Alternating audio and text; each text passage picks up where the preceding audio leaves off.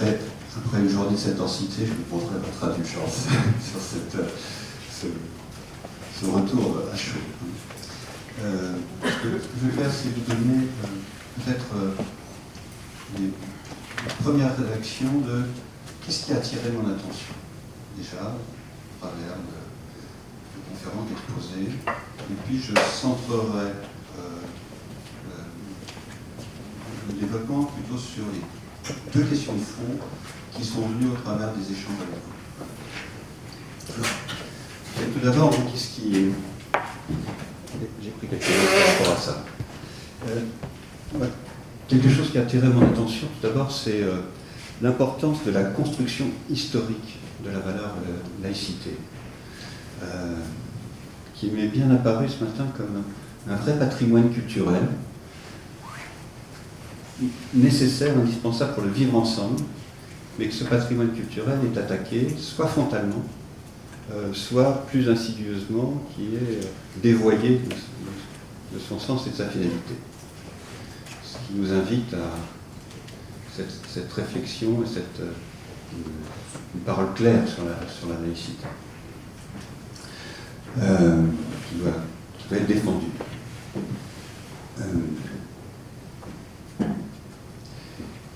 Ce qu'on a entendu aussi, c'est que la laïcité à l'hôpital ne va pas de soi, de par l'empreinte originelle religieuse et de cet arrachement progressif qui a conduit à l'hôpital majoritairement dans le sens laïque. Et également l'éclairage qui est apporté par le rôle de la sécularisation dans ce processus, que j'ai moins en tête. Voilà.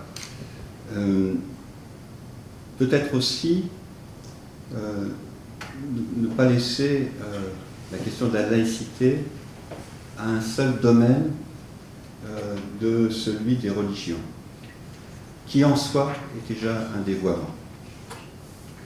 C'est-à-dire que la liberté de conscience absolue, elle s'exprime dans tous les domaines, et bien au-delà des dimensions religieuses. Et le fait de n'en parler que dans ce domaine est une façon de focaliser les choses, de faire des polarisations. Donc ça, c'est une des questions. Un autre point aussi qui a été bon de rappeler, c'est que le principe de laïcité n'est pas un principe uniquement français, qu'il a existé en Turquie, qu'il a été posé par des actes forts, par Atatürk. Voilà, donc ça c'est important, qu'il existe en Amérique du Sud, que d'autres pays vont dans cette dimension-là. Cet aspect de reconnaissance de la laïcité comme structurant du vivre ensemble n'est pas un phénomène hexagonal. C'est partage, partage. Maintenant, je vais parler de deux questions de fond qui sont apparues au travers de vos questions, au travers de vos réactions et des débats qui ont pu être forts. Le premier autour des conduites d'accommodement et le deuxième autour de, je reprenne, la question de la reconnaissance. Alors, le premier, sur la question de l'accommodement, ce qui apparaît, c'est que lorsque on évoque et on parle des principes de laïcité, on est tous d'accord. C'est la confrontation à la réalité quotidienne, la mise en œuvre de la laïcité, qui est parfois, ou même souvent, difficile. Je reviendrai sur cet aspect-là. Alors, dans cette mise en œuvre, on a évoqué des conduites d'accommodement. Ces conduites ont fait débat. Dans ces débats, on a affirmé l'importance du cadre de la laïcité et de l'affirmation de cette laïcité, et en même temps, la personne dit, par rapport à certaines situations, comment on peut composer avec ça. Il a été rappelé aussi l'émergence de cette approche, le terme d'accommodement lui-même, qui est nord-américain, dans un contexte où les rapports entre la religion et l'État sont profondément liés, différents.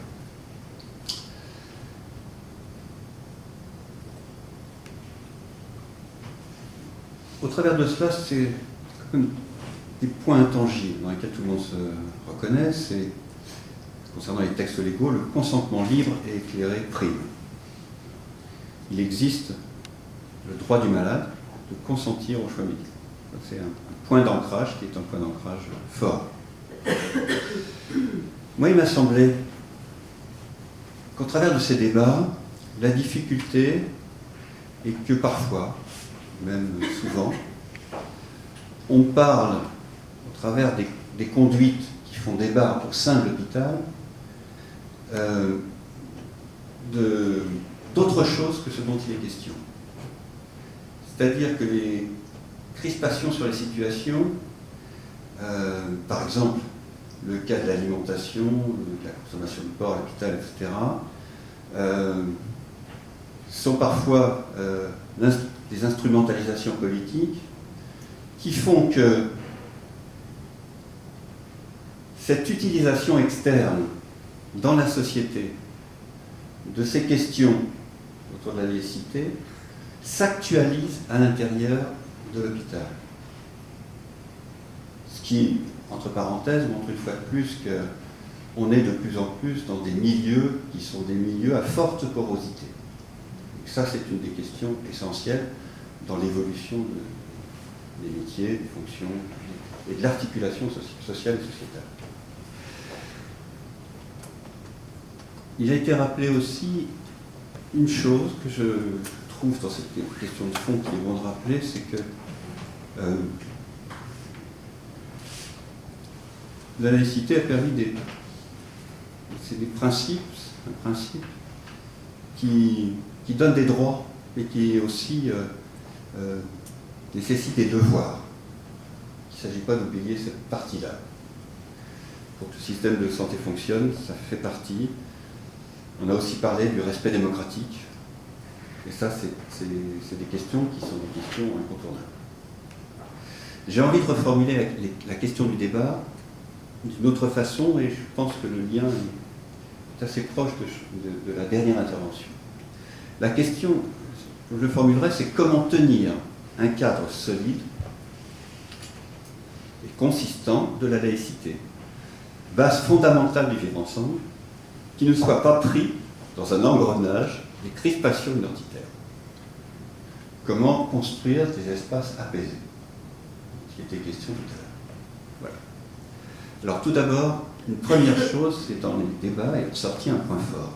Et ce point fort, c'est les situations de remise en cause de la laïcité sont souvent passées sous silence à l'hôpital, étouffées à l'intérieur de l'institution.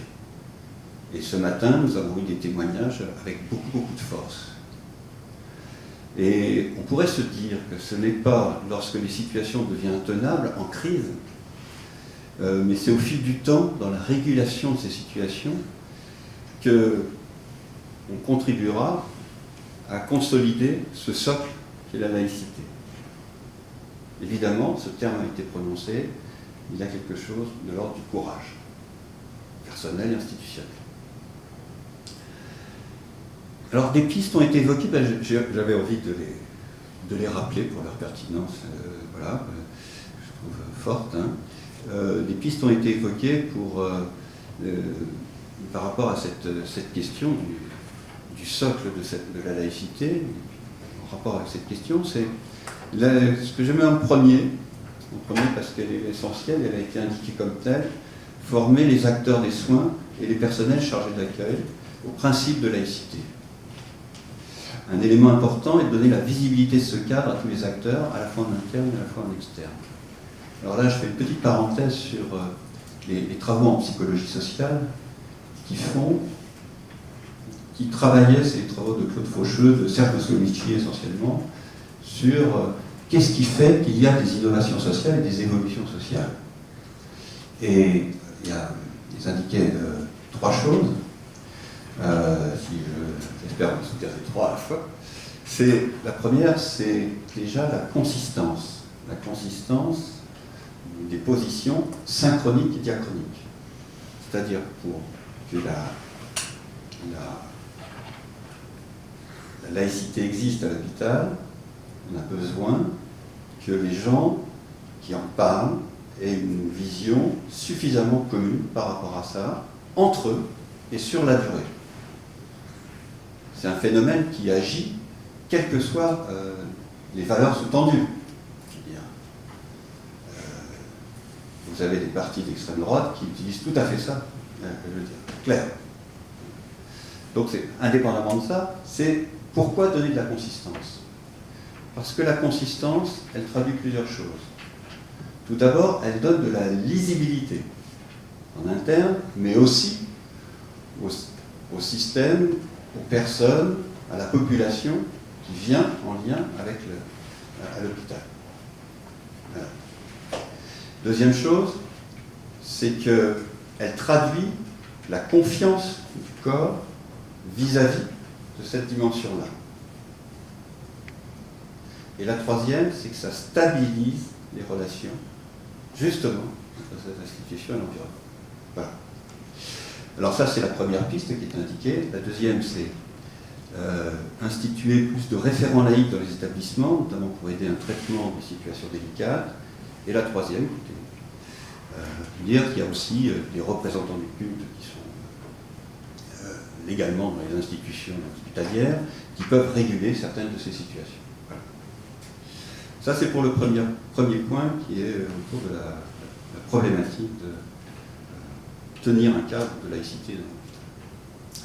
Deuxième point, c'est la reconnaissance qui a été identifiée ce matin, très fortement d'ailleurs. La laïcité, elle commence par la façon de reconnaître les gens, non pas par leur religion, mais par leur situation d'être humain. Donc, comment on les reconnaît sur quoi? C'est quelque chose qui est important, vous l'avez dit, dans le langage de tous les jours. Donc la reconnaissance est au cœur des problématiques de rapport de laïcité. Il me semble que cette reconnaissance, elle est d'autant plus nécessaire qu'elle est liée aux problématiques dans nos sociétés hypermodernes des difficultés d'identité personnelle et ou professionnelle. Claude Dubar disait l'identité, elle se construit au travers d'une identité pour soi, au travers de son parcours, de son histoire, etc. Et aussi une identité au travers de l'autre. Psychanalyste aussi, regarde, tiens. C'est ce regard aussi qui est tout à fait intéressant. Puis je vais reprendre quand même Giddens, parce que c'est beaucoup travaillé sur ces choses-là, qui expliquait que sur les relations à l'intime, que je rapprocherais fortement d'un rapport à l'identité, les sociétés hypermodernes avaient changé quelque chose. Sur je traiterai trois volets qui nous intéressent plus directement à cela. C'est tout d'abord une relation intrinsèque entre les tendances mondialisatrices de la modernité et les événements localisés de la vie quotidienne. Comment un incident à l'hôpital est dans des résonances avec des problématiques sociétales plus fortes. Deuxième, c'est la construction du moi n'est plus une donnée naturelle au sein d'une communauté, à travers du regard des uns et des autres, mais devient l'objet d'un projet réflexif, où chacun va trouver son identité dans les stratégies qu'offrent les possibilités des systèmes experts et la société. Le troisième volet, c'est la formation de liens personnels et érotiques, dit-il, guidés par la mutualité de la révélation de soi. Il y a dans la relation à l'autre, l'attente de la révélation de soi dans cette construction identitaire. Voilà. À défaut d'une reconnaissance, à défaut à travers de ces identités en construction, et la problématique de la place de chacun dans ces systèmes experts, on voit que les crispations identitaires se focalisent et qui viennent s'opposer au principe de la laïcité. Voilà. Je crois que la reconnaissance du sujet au-delà de sa religion, de sa nationalité, de son être, ça renvoie à une intelligence du lien social qui a vraiment trait à la fraternité. Voilà. Merci Patrick, je pense que